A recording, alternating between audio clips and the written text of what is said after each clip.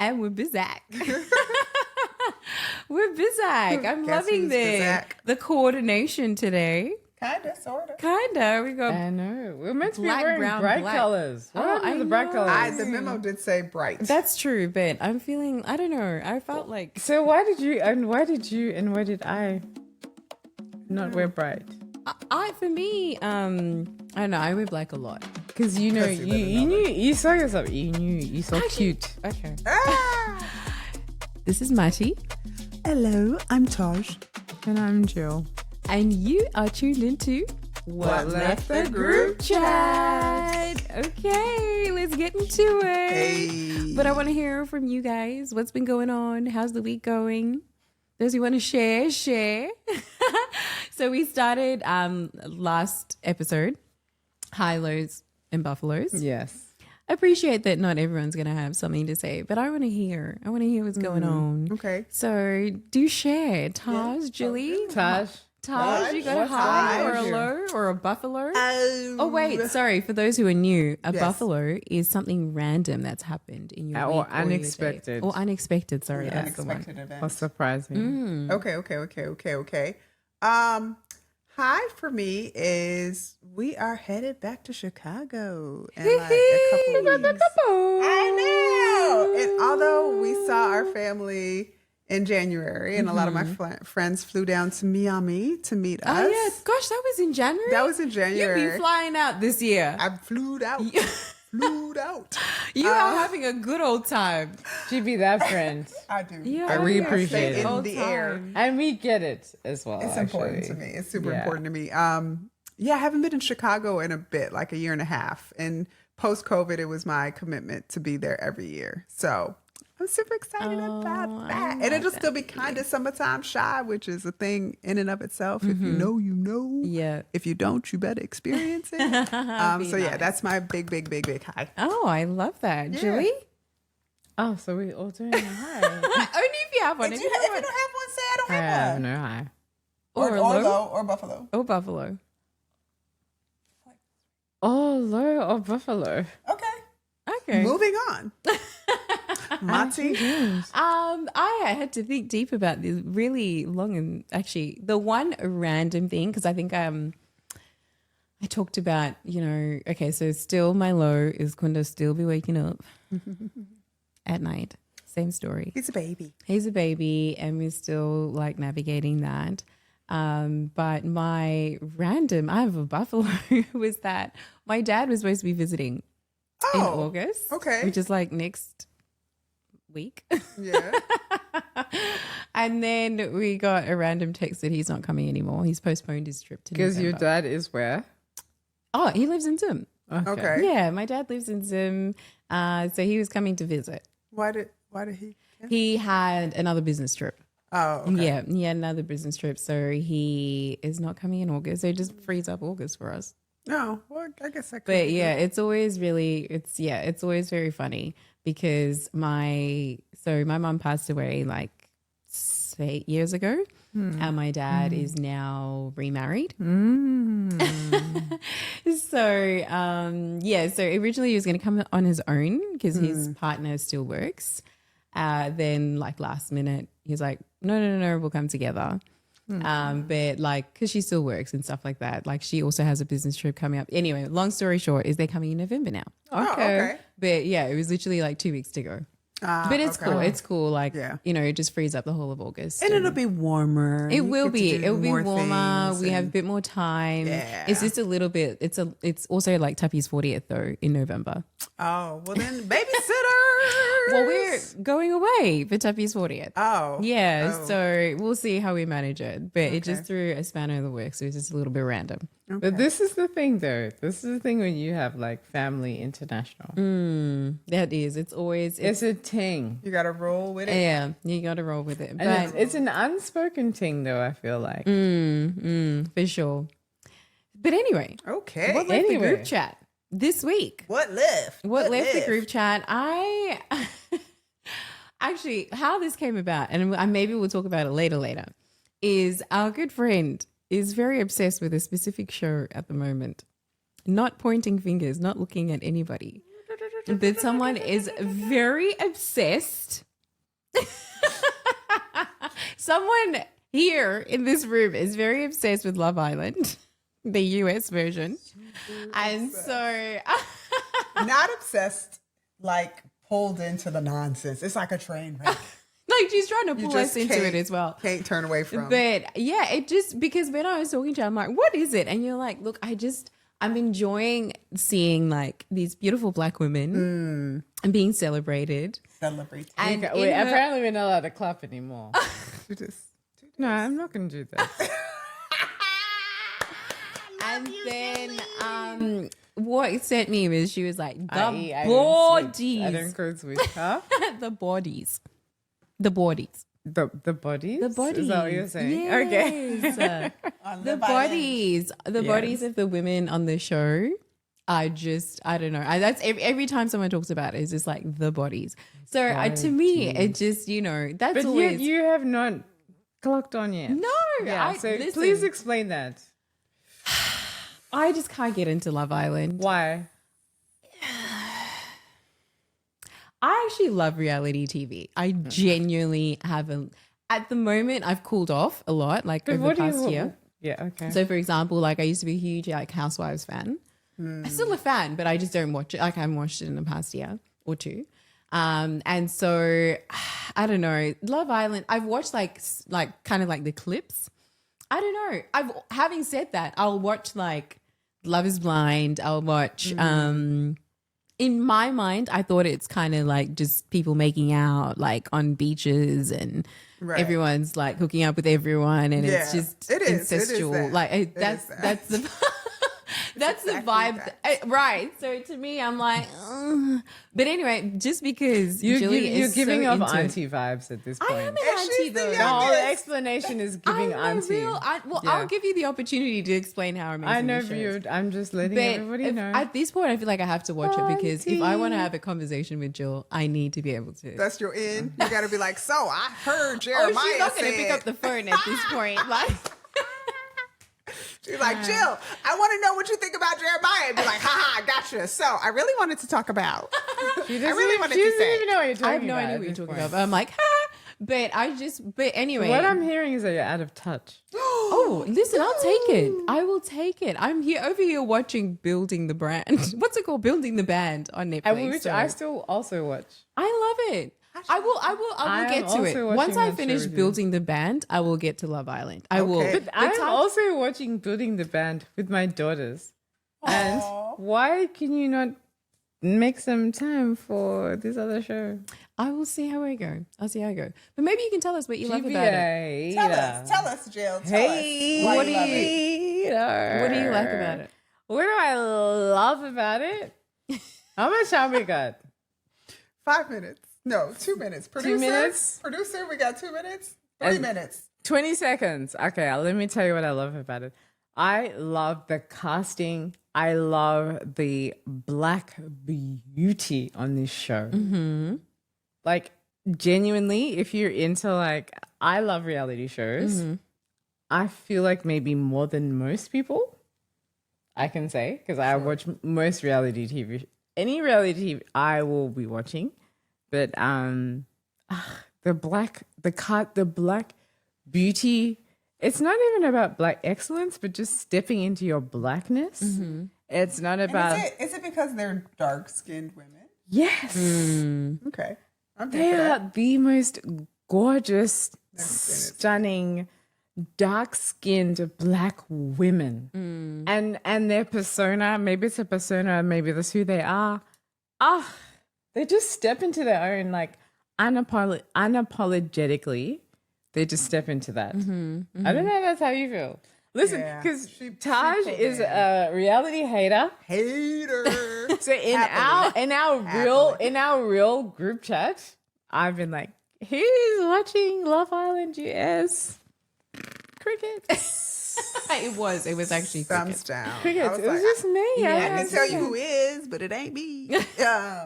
I'm a geek Like I like sci-fi. I like action thriller. I like really Which cerebral, is like not Black reality, Mirror right? type So stuff. not reality though. Not Yeah. reality. So in any way, I shape, do or love form. reality. I like give me reality. I am there at the doorstep my knocking. gosh. I will eat reality always. But for me, yeah, so it's just like these incredible, beautiful Black women. But in addition to that, like I just think I don't know, like the casting. What I love about the casting about this show is that the Black women in this show, they are the main characters. I don't care if you're white, black, whatever. They are they are the go-to for everybody. Everyone wants these women. That's the storyline. Okay. That's the storyline. All that to bring it to the topic though, I wanted us to talk about today was, well, I'm calling it skin deep. So just talking about, I guess, how we see ourselves. And I wanted to explore a little bit about the journey. Like, what was your first like idea of beauty? I think we talked about it a little bit in episodes before, as in like, what is your beauty standard, and what has that journey been for you as a woman, in general, and then as a Black woman, and where are you now in that journey? So maybe I'll break it up a little bit. Okay, Let's start with, what was that? I'll start with you, Tahj. What was that first moment for you when you were like, "Oh, this is beautiful," or whether it was, or I'm beautiful, because you are a beautiful woman. So where was like, what was that moment? Like, what was that moment? And do you remember how old you were? And what did you see, or what was when was the first time when you were like, "Oh, a beautiful woman," or whatever it is? I'm looking forward to hearing this. That's interesting. You come with confidence. It's interesting because I wouldn't describe myself as beautiful. I would describe myself as unique. Like I think that my facial features are different than maybe someone you would come across. Like a lot of times when I travel outside of the country, or if I'm on the continent or wherever, people have trouble placing me. Like they're like, "Are you this? Or are you that? Are you this or that?" Which I always be like, "Yeah, I'm all that." Like, I'm African American. I don't know, but it's an interesting feeling for me. But I think the moment where I realized that other people thought that I was a certain standard of beauty, or I fit into a certain standard of beauty, was like probably 7th, 8th grade. What is that? How old Like junior high, which is grade 7, grade 8, like equivalent. And so how? It's high school. High school. Well, high school, but in the US it's junior high. So that's like you're 11, 12. 12. Oh, okay, 11, 12 years old. Sorry. And I grew up in the era of hip hop, and everybody wanted to be a rapper. Y'all tease me because I'm like Sabotage is my rap name. But I remember sitting in the back of the bus and Look her up on YouTube. And Sabotage. Someone said drop some bars. Shut up! Someone Be a monster. Not like that big old monkey named King. No, I'm playing. I'm just playing. Anyhow, in the back of the bus, rapping. The boys are freestyling. And this one cute boy was like, "My rhyme style is beautiful, almost beautiful as Taj Mahal."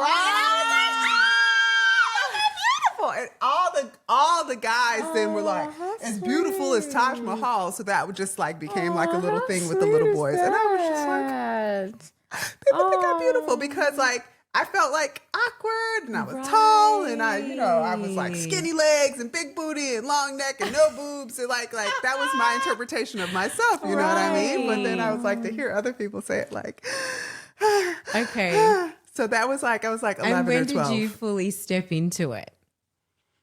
Probably not until like senior year, like year 12. Right. Like year 12. Because I was a tomboy. Like I was the backpack crew hanging out with the, Timberlands and, Oh, really? Yeah. I like, can kind of see that. I was totally hip hop until like high school, like going to prom and things like that. I didn't really saw myself. I was a B-girl. Right. And so what did you, when you looked at like, what was your idea of beauty? Like at that point in your life, like who would you look at, or what would you look at? Where would you get that reference from? Yeah. So fortunate, again, perspective privilege, growing up in an era where Black women didn't have to be like overly anything to be considered beautiful. So you had like a TLC, or you had an Aaliyah, or you had like, you know what I mean? Like these very like real cool, vibey ass women that everyone wanted to be with. So I was like, yeah, like that's the kind of genre of beauty that I felt like I fit into. And it wasn't like glamorous per se in that respect, you know what I mean? But it was just like real, real women. Okay. That looked like me, that sounded like me, that moved like me. Like, again, fortunate and privileged to be able to see that first. Like the fact that everybody loved Lauryn Hill. You know what I mean? Like brown skin, dreadlock, natural. You know what I mean? Like That's really interesting. that was when I was my coming of age years. That's the early, 90s, mid 90s. Like that's Okay. so I feel privileged in that respect, where I didn't necessarily have a beauty standard that I felt like was too far from the form that I was currently existing in. Wow, what a blessing. Yeah. What about you, Because what was Julie? yours? Okay, so for me, like completely opposite of you. So for me, like I think of it in terms of like stages. So when I was in primary school, primary school, the standard of beauty was like blonde hair, blue eyes. Her name was Jenny, or like that's actually what beauty was. And it wasn't just what I saw; it was everything else, like media wise. Yeah. And that's also what I wanted. Because I want to have blonde hair. I'm pretty sure my mom, I don't think my mom has ever said to me, but I'm pretty sure that there's a point in time where I was like, I want to have blonde hair, lighter skin, blue eyes, for sure. Because that's just all I saw. Yeah. Yeah. And then when I was in high school, it was very different. So, and also when we moved states. So like I said to you guys like earlier on, or maybe you haven't listened to this, but so when we first like kind of moved to Australia, we lived in like South Australia, we lived in Adelaide, and like diversity Was 0. -2. zilch. And there was actually just nothing. And then like if we come to Melbourne, it'd be like, there's black people, this is so cool, this is so like amazing, it's funny, you guys like are so lucky, whatever. And then we actually eventually moved to Melbourne, and for me it was just amazing because there was black people around, and like to actually just own it truthfully for what it was is when I first kind of when we moved to South Australia, and when I was in primary school, I was bullied. No. Like painfully, significantly bullied for everything. My skin color, my name, my hair, my hairstyles. And I remember like, I don't know if you guys know like the hairstyle where you kind of like use cotton. Yeah. Yeah. So I had that We all hairstyle. had I that. don't know the cotton hairstyle. What is the Just cotton twine, hair? like it's like It's twined around your hair. around your hair. Oh, like a string. Yes. Yeah, it's string, and then it goes round your hair. It's connected to the next piece, goes round And your it hair. just keeps was going. just the typical African little girl Hairstyle. hairstyle, protective So I would hairstyle. go to school with that hairstyle. Yeah, yeah. And it was the worst thing because these kids would, the names, Oh, Julie. like it was horrible. They would just be like, anything I did, including my lunch. Oh, right, because it was like Oh, because it was Proper something ethnic, different. It was different to what they were. And like in like Adelaide. Vegemite. It wasn't Vegemite. It was completely different. So anything that was like ethnic, not even just black, ethnic was just like they just found a thing. It was genuinely a horrible experience for me. You did this for how many years? I actually don't remember. But I do remember, listen, let me tell you, like, I've told you this story. And I think I've told you this story.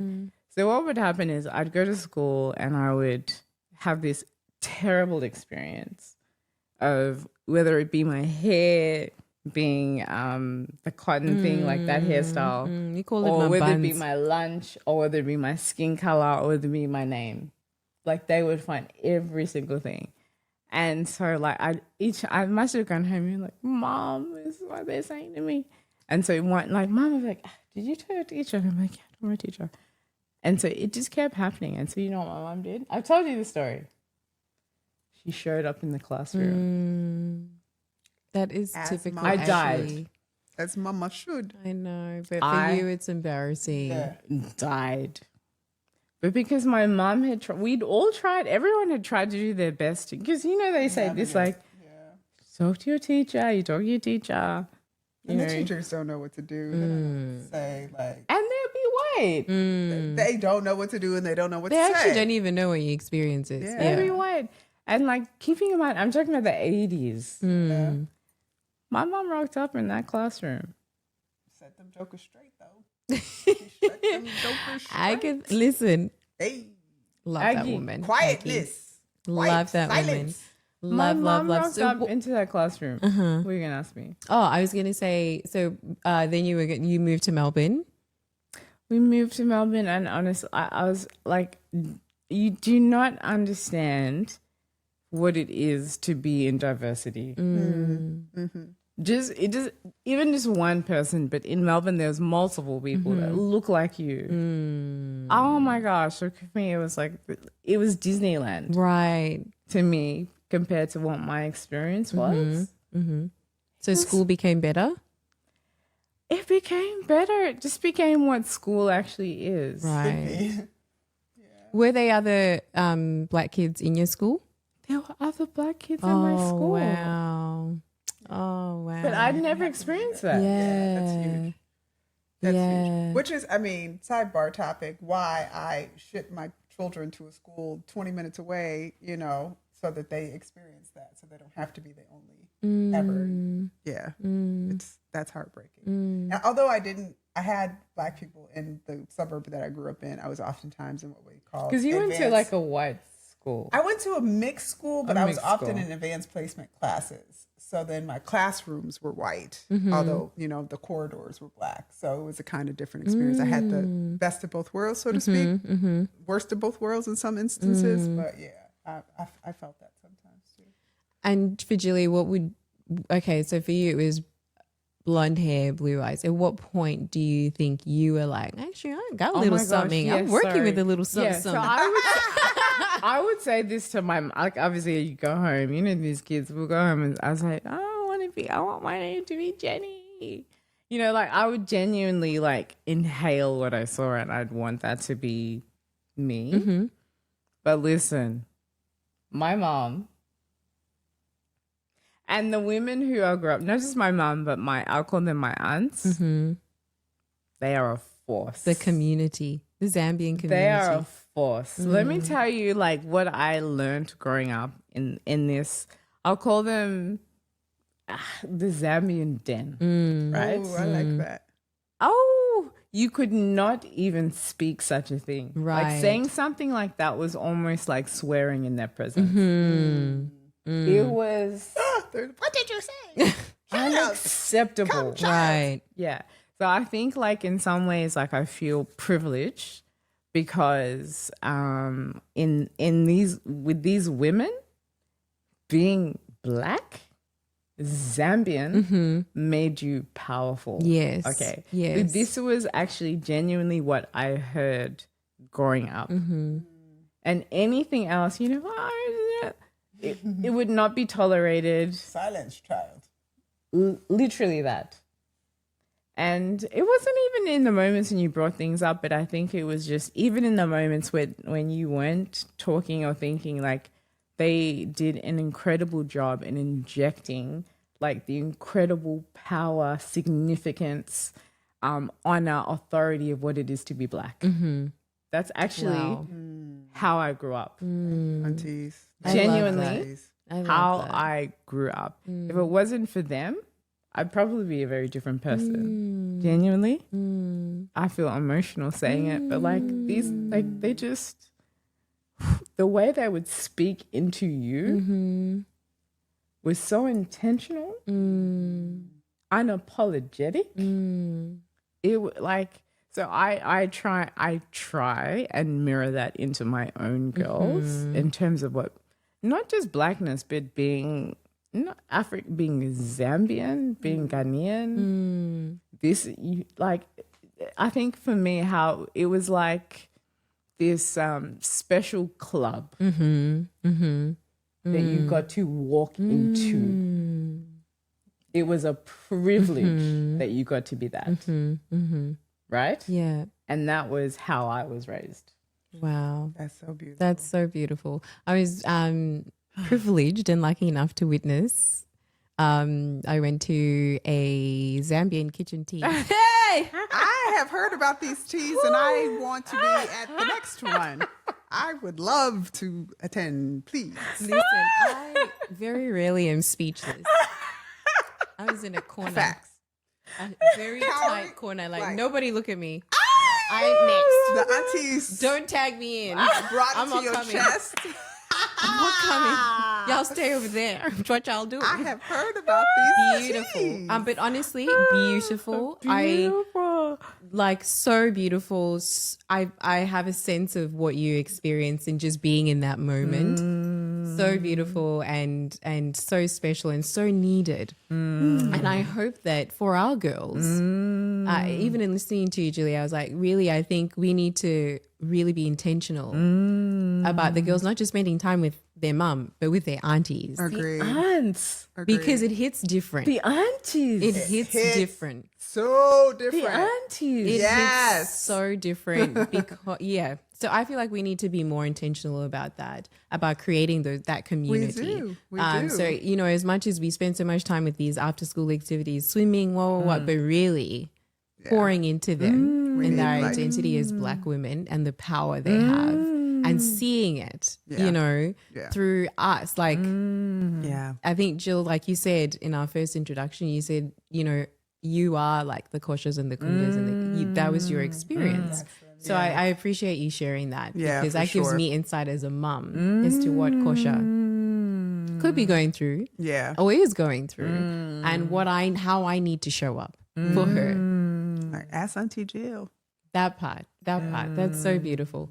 So beautiful. For me, I would say I was a tomboy too. I was like deep in it, but I had 3 older brothers. Sure. So I was just like, okay, this is what you do. You wear your pants down low. You got to Do your chain hang low. That's what I did. That was just my thinking. And then all of a sudden I hit Form 2 and it was like, what is Form 2 is, I think it's middle school. So like my 13, junior high? 14. Okay. Yeah. Okay. Freshman year. Yeah. 12. So, okay. and then it was like the first, I think we had the Form 2 dance. And that's where the whole concept of like, who are you going with, this and that. I was like, hold on a minute. And I don't think I'd fully come into my own at that point. But I think the first time was maybe when a boy would have been like, oh, I like you. I was like, me? Like, and then all of a sudden I was like, oh, okay, well, and then I joined a clique. So I then, this is the whole thing we need to talk about, but I joined a clique and we were called, we were called Figure 8. What? Jill's putting her sunglasses on. We were called Figure 8. You were called what? Figure 8. Why, Okay. pray tell? Because there was 8 of us. Come on, that's genius. This is me dead. That's genius. We're talking about 13, 14-year-olds. Figure 8 Hey. at the age of 14. Okay. Brilliant. So what if somebody left the group? What was y'all gonna do? And we were brutal with it. Of course you would. We were actually awful. Like, So what did this clique do? we were running teams. Like, Oh, okay. we were basically bullies. Can we call you a bully? I was going to say. Yeah, we were Okay, basically she was a bullies. bu- I mean, you're the mean wholehearted. girls. You were we the were the mean mean girls. girls. Got it. 100%. All right. Okay, Okay, mean mean girl. girl. We Hey, were let's wrap it really, up. it was like, did you make it? Did you not? Like, it was a whole like casting call. Who made Figure 8? Like, it was awful. It was, I mean, in hindsight, horrendous. But then like all the guys wanted to be with a girl Figure 8 and girl. Figure, and that's where A I girl was from when it Figure began. 8. Oh, we was just up to no good. That's when like just being so naughty, all of that began at that point.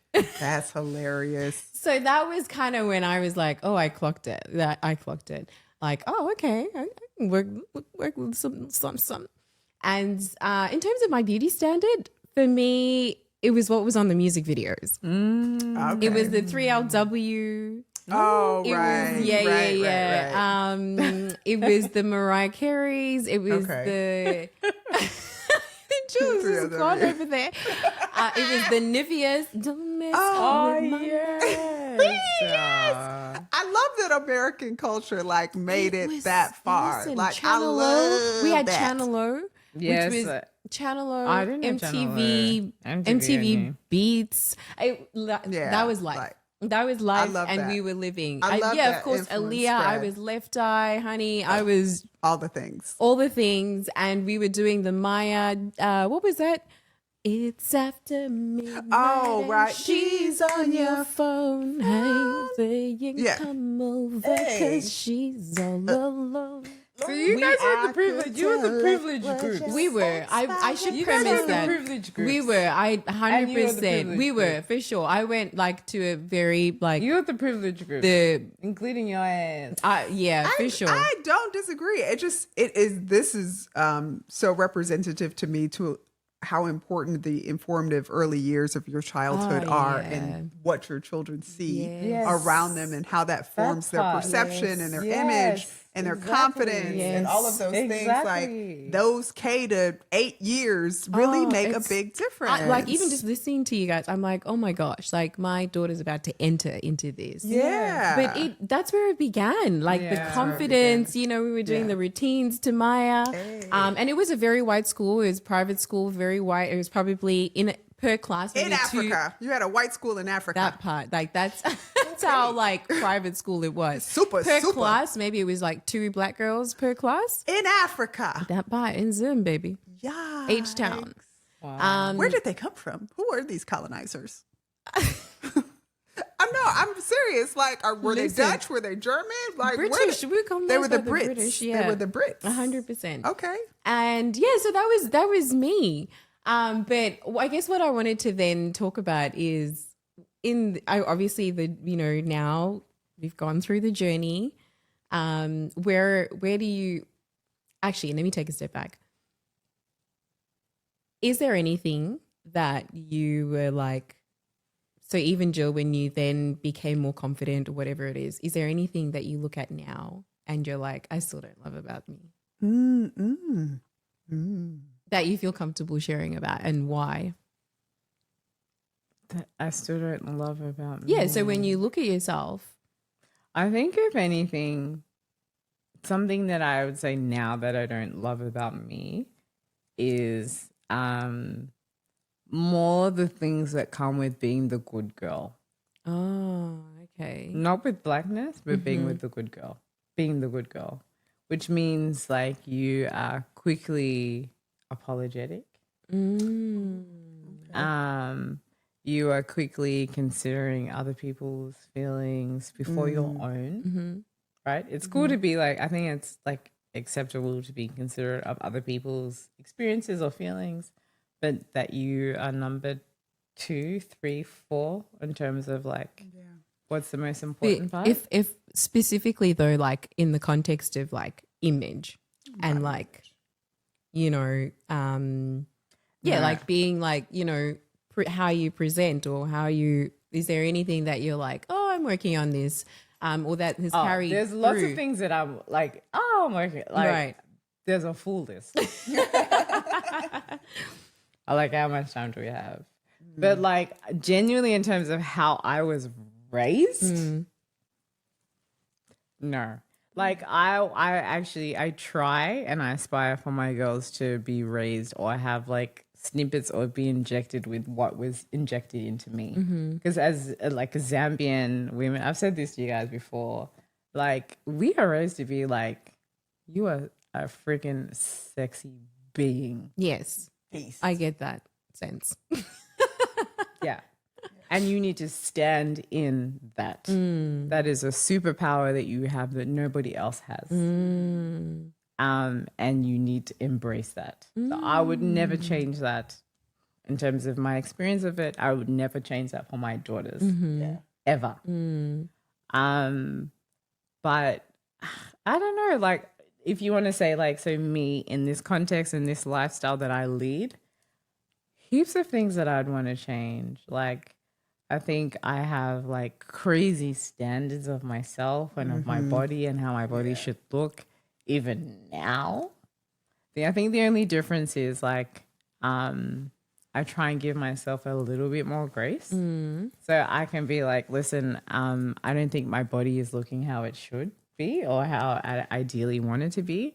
But heck, like I'm a freaking businesswoman right now and I'm killing it in that space. Come on. So the fact that I would expect that my body would be looking how it should ideally look and be a mom and all those things, that's unrealistic. Okay. It's really unrealistic. That's really good So perspective. I will stand in my pouch, my tummy pouch. Your mommy, your incubator, your womb, The your womb, life giver, your the life pouch, giver. the like all the things. Like I'm standing in it every time I'm eating. I'm like, yeah, okay, I'm standing. But like, She's like, okay, I genuinely feel that. But I'm like, I can't be like freaking a badass businesswoman and like be killing it in that space. Yeah. And also being a great mom and also being an awesome wife and also I can't. Yeah. Yeah. It's impossible. Yeah. And at what point was that ever meant to be how it was meant to be for me though? That I would have every single one of the 7 things lined up perfectly. So important That's to say unrealistic. that. I hope someone is listening to this and they hear that. It's unrealistic. Yeah. But I think when you say it out aloud, it doesn't make sense. But for whatever reason, we still hold ourselves to that standard. What about you, Tahj? I would say So similar to Jill, but in a slightly different twist. Like I spent most of my adult life as like an athlete, like not in a professional sense, but in like me running and doing, half marathons and doing urban athlons and whitewater rafting and mountain biking and, skiing and all the things. And then coming to my motherhood and not being able to move my body in the way in which I used to be able to move. Like just the other day, like I knelt down to get something under the couch and I got up and I was like, wait now, oh no, let me slow down on the rise, like let me slow down. Right. So that to me is just like a bit heartbreaking because it's just like, I'm starting to feel my age. Like I'm starting to feel like you're again, standards let high. the people know, by the way. 47 and a half. And looks 26. And my acts body. 27. And if you do Pilates classes with this girl. I do Pilates classes. I am going to be the She'd be heaviest that spring person. on the best form. You but, look amazing. That thank annoying you. person. Thank you. But it's like I still have pictures of myself pre-children. Of course. Yeah. Of how I looked and how I could perform and the Yeah. stamina that I Yeah. had for a lot of things. Yeah. So that, but again, my time was mine. Did not belong to these children. So that was a very different place. So it's like, trying to be okay with this stage of my life, looking and feeling different and still being like, you still bad as hell, but it's just going to look different and feel different than it did 10 years ago, 20 years ago when you were out, running every day. You're just not that anymore. Yeah. Yeah. Yeah. Yeah. All right. What's yours? Yeah. I I feel like I literally blinked and I was like, wait, I'm 37.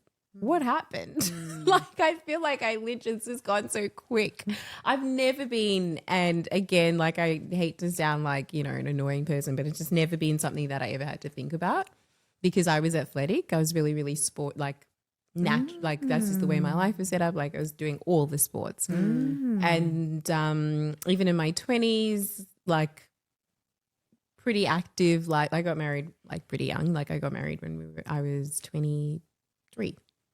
So yeah, it was just never a thing. Like I was tiny, Toby was tiny, we were just tiny little people.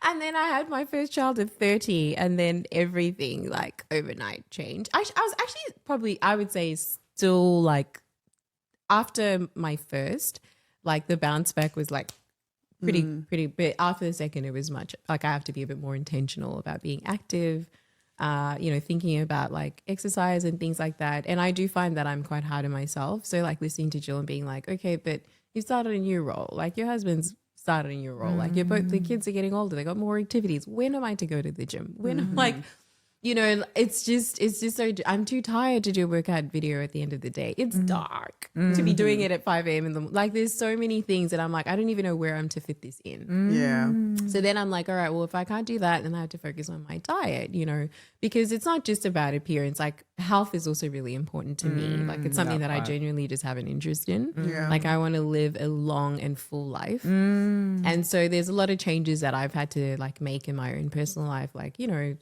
cutting out alcohol during the week, or, you know, reducing my sugar, all of these things that I've had to become a bit more intentional about, because I can't get out as much and just, you know, spend an hour or whatever. Well, I'm struggling to find the time anyway. But yeah, all that to say though is I still, yeah, I also love the woman that I am today. Like, I love looking at myself and being like, I'm a seasoned woman. Season. I'm a seasoned woman. Like, Flowers. you know, and it's my chinyanda. So, like, you know, We don't know what that means, but it sounds By the sexy. list of our producer's reaction, it is something that the need Zim to, people like, so what did you enjoy. just say? What did you just say? I just said my name is my chinyanda, Mrs. Chinyanda. Oh. But it just sounded sexy. Meaning what My though? chinyanda. You It said just it says I'm like- a woman. I'm a man's yeah, wife. so like if we were in Zim, no one would be calling me Mati. Like, I'm my Kosha, which just Oh, is like, I'm Kosha's okay. mom. Like, You're y'all all can't be this calling me by my, child's y'all be name. disrespecting me. Like, yeah, calling my me- Nigerian friends call me Mama Kendi. Yeah, exactly. Yeah. So that's it, right? So that's like I also enjoy that. But yes, it be, you know, it's a lot of softness that I'm not so used to, but I think I'm embracing more and more. Yeah. And appreciating the journey, the fact that I birthed 2 children naturally, and, you know, and I get to see them every day. So I'm like, all right, it's worth it. Do I love the fupa? No. The love pouch, whatever you want to call it. But we have to also remember that the beauty standards have changed, Yeah, right? So in the yeah. 60s and 70s, like Marilyn Monroe was the standard of beauty. true. And she was like Did the you have equivalent children of a though? size. Did you have children though? She was the equivalent of a Aussie size, 16. You know what I Right, mean? Like yeah. a US size She 12. was, yeah. She was hips, she was Without belly, she was birth boobs. to child though, so the Without pouch even wasn't birthing there. a child. She was, but I mean, she was a full-figured woman. She wasn't a size 6. It was later in the fashion industry where people like Yeah. Twiggy and things like that Yeah, were yeah. appreciated and Realized that about accepted. her. Absolutely, absolutely. So fashion, as much as we love it, has actually changed the expectation and the standard of what beauty looks like, and it's on an unrealistic form. Yeah, Okay. for sure. And I think, I was terms just of going what to we're gonna say, chat just about to this. wrap it up, because we've been told to wrap up. Yeah. I was just going to say, I just feel like the good thing that has come out of the social media era is that we have access to seeing more and more representation Yeah, on a, like, your feed can just be women that look like you absolutely. if you want. Yeah. I won't, like, purely just women that look like you, women who are mums or whatever, but women who are full figure, this figure. yeah. Like, it's really, really amazing. And I hope that for our children, it'll be really cool as well. And as a result, due to social media, even on TV, even on, we talked about representation a little bit in previous episode, like even on billboards, there's something for everybody. It's so different. So I feel like it's pretty cool to be living in that era. It's pretty cool to live in that era, and I hope it continues. And yeah, I just really thought it would be a great thing to talk about, because Jill was cracking me up with the Love Island. With the bodies on Love With the Island. body, yaddy. And just for you, Julie, I will actually watch it, but not 24 episodes. Not 20. So it's like, watch episode 8. Well, the next thing I was actually going to talk about was, which we touched on a little bit. So we've talked about our bodies, but we touched on a little bit in our previous episode, but our relationship with like our hair. Yeah. So I think I spoke about it a little bit. So maybe Julie, you didn't. So I wanted to hear a little bit more, because you did talk about how you got bullied, and how, I don't know if you feel like that's impacted like your relationship with hair now, or what does that look like? Maybe, I don't know. Like, listen, my mom though, like, I don't know if this is a positive or negative, because like there was no gentle parenting, I think, when I was growing up. But like, the way your hair was like a privilege for me, and anyways, growing up was a big thing. And the way they spoke about our hair was very different now. And also, to be fair, I have just not genuinely like I'm not so much these days since kids, but prior to that, like I am someone with a lot of hair. Yeah, for Right. sure. So I think I have that lot of hair privilege. So when people would have seen my hair, done my hair, it's like, your hair's so beautiful. So for me, I actually grew up with like feeling like my hair is like pretty cool because I had a lot of hair. So I feel like I've had like so many experiences with hair. But growing up here, and I just need to say this in terms of like those of us that grew up here, unlike you, maybe it was a bit different, and maybe unlike in Zim, I don't know, it was like when you're growing up there, but we really just didn't have much available to us. Oh, of course. It's still like that. I mean, it's Right. better. Right. It's We're still better. to I mean, this of course, day. it's nothing like what it would have been when you were growing up, but it still feels like that. We did not have much available, nor did I can't even imagine how my mom managed my hair, like amongst trying to like go to work. All this, I can't. The amount of salons that were, I think like if you're an African Australian, you can on like one hand could say like the number of salons that were here. Yeah, so. Can you imagine that? Yes, because Can I have a right timeout now I'm question moment though? Yeah. Yeah. Because you used a word that was interesting to me, manage my hair. And it was like, was it so difficult because we were trying to manage our hair in a way that it was not designed to be? No. Like, how was this management challenging? Like, No, if we braided our hair up or did the cotton, whatever it was, But like, was that difficult? But I feel like that was also It's a time. privilege. No, that was a privilege that you might have had growing up. to what? To be able to just, Because you might have had access to more products. okay. You might have had access to more people outside of your family or friends that could do your hair. Whereas for us, we had either like you needed to know somebody whose house you could go to do your hair, or there was like 3 or 4 salons that you could go to. But what were they doing to it is And my for the question. price.